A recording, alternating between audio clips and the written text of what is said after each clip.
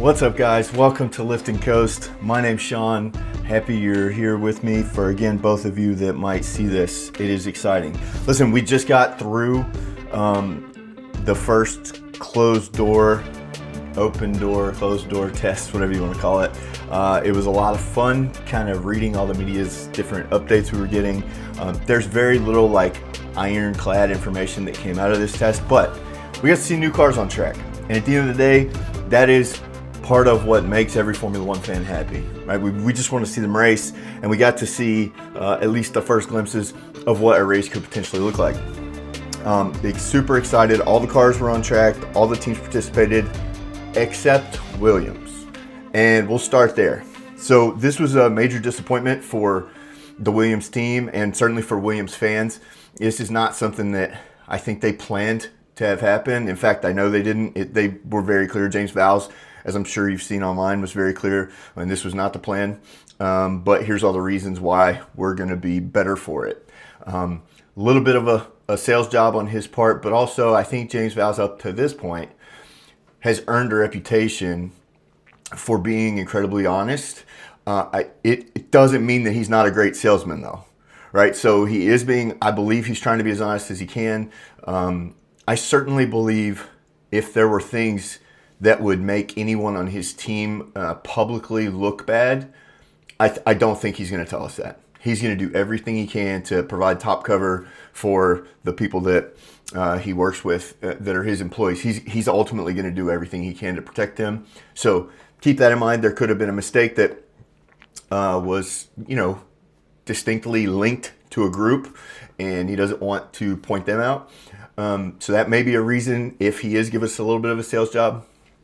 The other thing is, if you remember preseason 2024, James Vowles went on what I call the CapEx tour, right? He was talking about capital expenditure money, and what he was asking for was for Williams to get special dispensation underneath and outside of the cost cap so that Williams could boost their infrastructure, right? They didn't have the resources before the last Concord agreement was signed to be able to get the kind of investment that they need. Frankly, I don't think they knew which place to invest in first. And so we all heard the stories about how Williams is essentially tracking whatever it is, 2,000 parts that go into building a Formula One car. They're tracking those with a workbook, an Excel workbook, a glorified spreadsheet. And so there are still manufacturing challenges that I'm sure they're working through. I'm sure there's some fundamental challenges, and this will be the hardest part of dealing with a manufacturing challenge of that sort, because knowing where the right parts are, where they are in their build process, where they are in terms of the physical location, putting hands on parts, that kind of thing, would certainly be more difficult if this is something everyone is still getting used to. They, under the previous regs, they had their head around that. This is a whole new undertaking for all the teams. And if Williams is missing some key components, or if they're really investing in the next update to the car, and they just feel like they had some fundamental rudimentary things that they didn't want to do a shakedown with the way their car was, whatever the reason may be. Williams wasn't there. That's a bummer. I know several Williams fans. That's not something that they wanted to have happen. But in James we trust, right, Williams fans? And so give it some time. We'll see how things go next week in the first Bahrain test. All right, Aston Martin, they did kind of the next best thing. If not showing up is the absolute loss, right? You don't want to not show up at all. So Aston kind of did the next step along those lines, a next level of improvement, if you will, but just barely. They showed up and started running the car on Thursday, I believe. They did a handful of laps, and Lance Stroll had to get out of the car. It was turn the car off, and they pulled it over and took it back to the pits. Fernando finally got in the car. I believe it was on Friday. These things could have all happened on Friday, but I thought Lance did Thursday and Fernando did Friday, where he did around 60 laps. And so it wasn't ideal. Like Aston Martin's total lap count was 65 for the entire week. So I think I might have said it was a 4-day test previously. It's a 5-day test, but the teams can only run the car on track 3 of those days. And so Aston Martin did 65 laps. The next lowest team was Cadillac, and they did 100 more laps than Aston Martin did. So around 164, 165. So not ideal for sure. We can look at the times. There's not a whole, again, we got to be so careful like deducing anything other than that, just that's what it is. Because we don't know the fuel loads. We don't know the tire compounds. And from what I understand, we don't even know if they're using the fuel they'll have to use on race day. So remember, a whole component of this rule change is part of zero emissions, trying to lower the carbon footprint. And one of the difficulties with that is they're using synthetic fuel, emissions light or emissions free fuel. And so while that's really cool that there's no dead dinosaur juice being used to power the cars, they are having to make the fuel from scratch. And so we don't even know if they were running the actual race day fuel or if they were using something, from a previous gen. That wasn't part. They were allowed to use whatever fuel they wanted for this. So we can't put a whole lot behind this.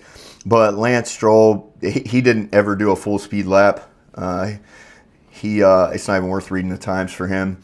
But Fernando did a 120.7. Again, that may not be a push lap. That could be the car's not even set up for that particular track. It was a shakedown for some of these teams. It really was.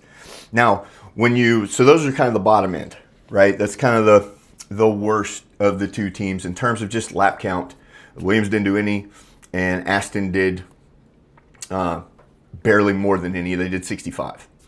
Some cool things about the Aston. It is probably the most polarizing car, just in terms of aesthetic and the aerodynamic components that are on the car. It looks like a spaceship. They have the narrowest, squattiest side pods running down the side of the car, and I mean they are very thin just in terms of their height. That was interesting to see, like a really identifiable side pod size difference. It was quite interesting. Their suspension was very different on the front, but on the back especially, it all connects to like the wing pillar, the main pillars that hold the rear wing. It was very strange. I've never seen, maybe I've just never paid attention. I certainly, that could be the case. I may have just not paid attention. There may have been teams who did this in the past.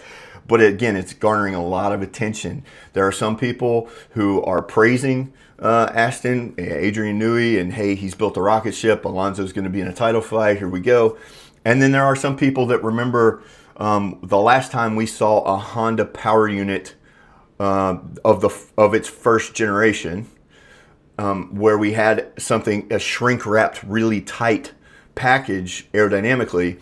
Was there? Everybody's thinking back to the McLaren Honda partnership in the last regulations, 2014 timeframe. So that didn't go very well, right? Honda was blamed for everything that was wrong with McLaren. I believe Alonso was the driver. GP2 engine were things that we heard over the radio. And so I'm not suggesting there's going to be a repeat of that. I just know there are fans that are like, hey, I remember Adrian Newey having I remember the last time we had a zero, size zero is what McLaren called it, with a Honda power unit, and there were all kinds of cooling issues. There were all kinds of issues. So I don't think anybody's suggesting a repeat. I just think there's some people that are gun shy because it's a brand new power unit, even though they will have learned a ton, right, during the last reg set. And Honda was among the best, if not the best, whenever they were in their final form under the last regulations. You do have to remember that beginning Honda's re-entry in the teens, it was bad. It didn't go well. Whether to blame that on McLaren, whether to blame that on Honda, I'm not sure. I just know that if they're pushing the envelope on the packaging around the car, it could cause heating issues potentially. I don't know. I just know there's some people that have flashbacks from that moment. I don't necessarily think it's the same. There were huge cooling outlets on the back of the Aston too. Like the Aston looks completely different than everything else. So that was exciting for a lot of people. But again, they had the least amount of track time of the teams that did indeed run. Now, Mercedes seemed to be the class of the field. They put in a boatload of laps. Mercedes did 500 laps. Ferrari was the next highest at 430. And then Haas was 380, which is a Ferrari power unit. Then Alpine was 350, which is a Mercedes power unit. And then you had Racing Bulls at 319, Red Bull at 303, which is surprising. That's the first time they've ever built a power unit, and they put some mileage in for sure. And then McLaren at 280, Audi at 240, Cadillac at 160. So McLaren had issues. Let's just hit the high notes. McLaren had a few issues that caused them to have to run short on a couple of days, and then they were able to put in some laps later on. But Mercedes, with class of the field, the only thing that slowed them down was other cars on the track not being able to run and creating a red flag situation, so Mercedes had to stop. They were done with everything a day early. They didn't run on the last day because they had already used up all their allotted time, and they checked all the boxes that they wanted to check during the course of this particular closed door test. Again, Ferrari looked very strong. And they were the pace setter just in terms of time for the majority of the test. And then at the very end, Mercedes did top them just so slightly. I'm sorry, not Mercedes. Mercedes was at the top until the very end, then Ferrari topped Mercedes. Lewis Hamilton turned in a 1:16.3. So that's a good time. Apparently, these cars are very fast out of corner exit with the electrical power, and they're getting up to full speed quicker.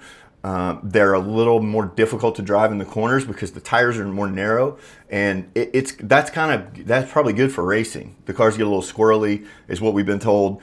Getting back on the throttle too early or too aggressively can create wheel spin, and it can be problematic. So we have definitely got some interesting feedback out of the test. It's just weird because it was a closed door test, but then somebody made the decision. F1 released these short highlight packages every day on YouTube, so we could see a little bit, but there was very little commentary to go with it in terms of like what's happening, what are we looking at. So you just kind of were left to your own devices to figure out what was happening on track. Still cool to see Formula One cars on track though, and so we got our first glimpse of that. I am excited. Again, let's go through the just really fast. Lewis set the fastest time. Lewis Hamilton, sorry, we're not on a first name basis. That was very informal of me. Lewis Hamilton set the fastest race time, fastest lap time at 1:16.3. George Russell was right behind him. Then Lando was right behind George. Then Charles. Then Kimi. And those drivers were all in the 1:16s, except Kimi was the low 1:17s. And then it just kind of incrementally creeps up from there.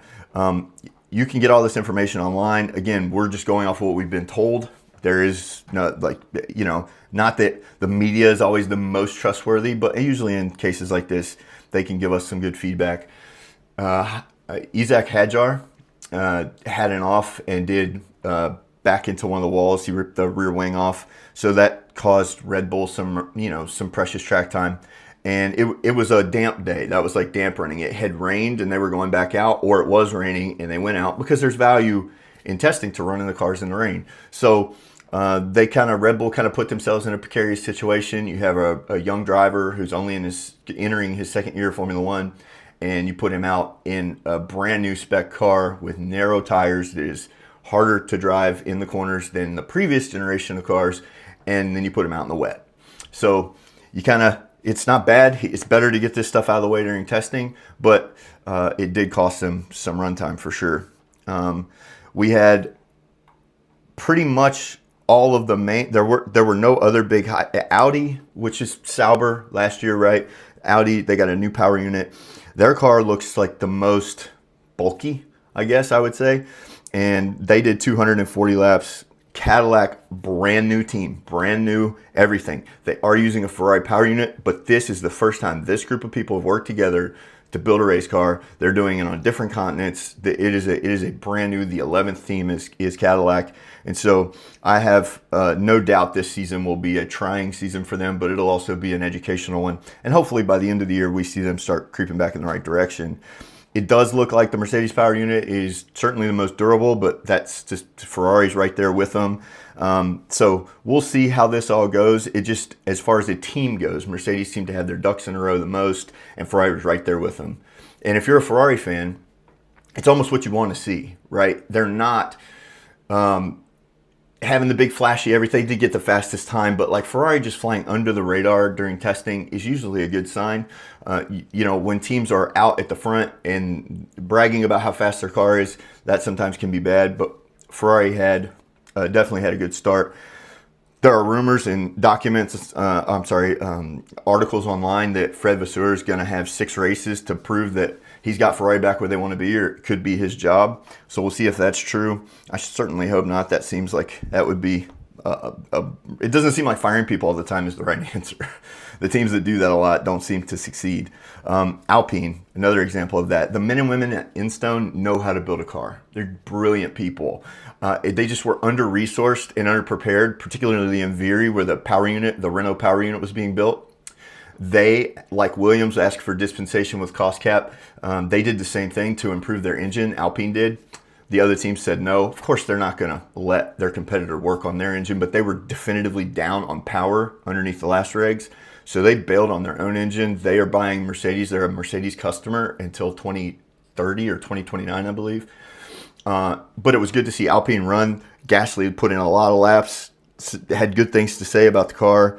And so that's a good sign if you're, you know, I would love to see Alpine be good. I would love to see Gasly get a chance. You know, we saw him in a big team very early in his career when he got bumped up to Red Bull. And then that didn't last very long. He was given, half a season. And then he was bumped back down to the junior team where he performed admirably. And then he's been at Alpine since, and he's doing a really good job. I feel like Pierre is in a real sweet spot. He's in a groove. I would love to see him get the chance with a proper car to go compete. And I think Instone at Alpine, the Alpine team at Instone can give him that proper car as long as the power unit matches. And with the Mercedes power unit, there's no reason to think that it won't. So that's exciting. Let me just see Gasly's time. Yeah, he was right in the middle, 117.707. So that's a decent time. You know, it's not terribly slow by any means. He's right in the middle of the pack. So there's a lot to be encouraged by, but the biggest takeaways for me are the cars are difficult to drive in the corners because of the narrow tires. There's tons of development still taking place. Ferrari says they're bringing a whole different spec car, a B-spec car, before the first race. I've heard Mercedes is doing the same thing. So those two cars will be dramatically different. The McLaren is probably right underneath Aston in terms of the McLaren front wing is like a droopy kind of, it looks cool. We'll see if it's fast. Whoever's fastest, their car always looks the best, right? So you had some teams kind of on the fringe in terms of being aggressive and being out there with this spec, really pushing it forward. And then you had some other teams with very generic cars that say they're going to bring a whole nother spec before the first race in Melbourne. And then we have everybody in between.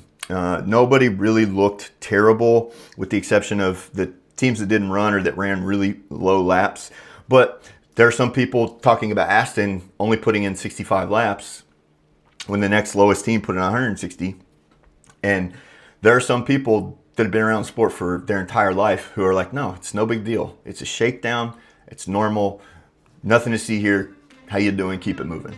And if that's the case, man, I don't know what to think necessarily. I just know that if I was an Aston fan, I would want to see them run more laps. But there are people who are like, hey, they want the car on track as little as possible at this point. They don't want people stealing their ideas. And they know what they have and they need to keep working on it. But you know, then there's other people that say, well, they only put in 65 laps. That's a total failure. They might as well have not gone. So it's hard to say what the truth is. We'll all find out together. Anyway, guys, that's just a little brief. Again, second video, still working on editing them. It's terrible right now. I don't blame you for not watching. If you're here listening to this at this point, thanks, Mom. But yeah, I just wanted to hit some of the high points from the first closed door, open door test that we had in Barcelona. And I'm really, really excited about Bahrain because we will see more detail and there'll be actual testing sessions for me to watch, and I'll be able to come back and talk about that for days. So anyway, thank you guys for joining. My name's Sean. This is Lifting Coast. Appreciate it.